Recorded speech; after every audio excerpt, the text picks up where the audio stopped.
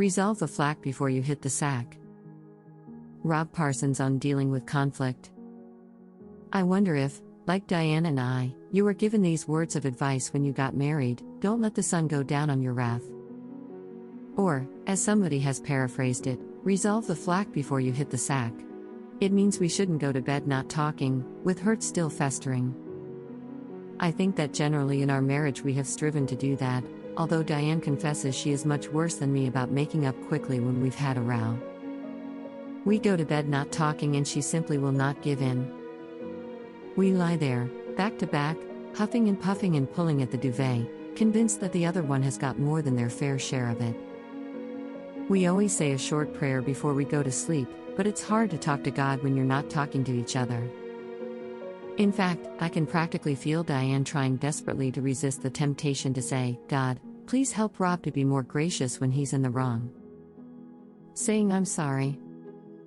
But we're still not speaking, and the disagreement is still nowhere near being resolved, until, after what seems like hours, one of us will make the first move and mumble, I'm sorry. After that we'll begin to talk, and we normally find that the whole argument has got out of proportion. Poor communication was partly to blame, plus a dose of selfishness and a touch of pride, and before we knew it, conflict. Even if it takes us until the early hours of the morning, we've learned that it's best to try to sort things out straight away. The incredible thing about rows in marriage is that if you resolve them quickly, 2 days later you can't even remember what the fuss was about.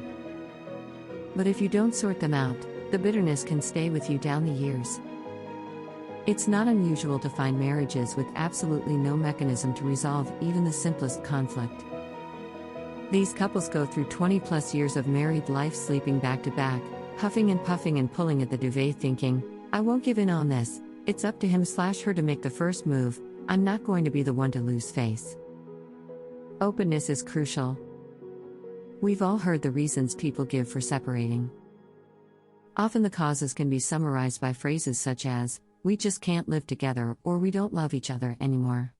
But Diane and I can't help feeling that behind those big, weighty issues there are, in fact, hundreds of small areas of conflict that were never resolved and have been left to fester down the years. Reconciliation and forgiveness demand of openness. Resolving conflict means letting the other person know that they've hurt us or that what they are doing is driving us bananas. It's a misconception that we should always take hurt on the chin and never let anybody know about it. Reconciliation and forgiveness demand of openness. I remember so well, when the kids were young, asking Diane a question, darling, if you could change anything about me, what would it be? She didn't even hesitate. When you finish shaving, I would like you to wipe the stubble from the sink. Then she added, I don't know how you do it, but you managed to get the shaving foam up the wall, above head height. I'd like you to wipe it off. And finally, instead of rolling the wet towel in a ball and throwing it in the bath, I'd be grateful if you would fold it and put it over the radiator. Is that it? I said. She smiled. Rob, it will do for starters. Don't let things fester. It was a revelation to me. Then Dee explained, I'm a homemaker. That's my job right now.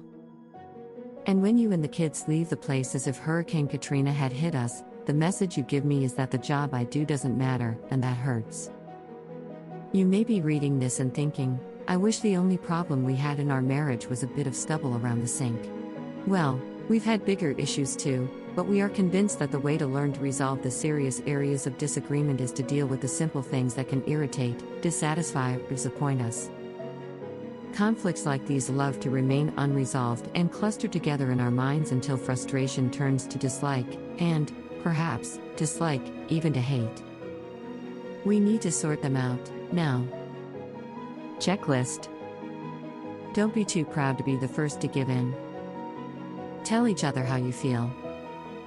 Winning isn't everything, particularly if you're the one who is always good with words, because the other person will still be bitter. Back off a little and hear what the other is saying. Resolve the flack before you hit the sack, agree between you to try hard never to go to bed still feeling angry with each other. Let me know what do you think. Looking forward to your comments.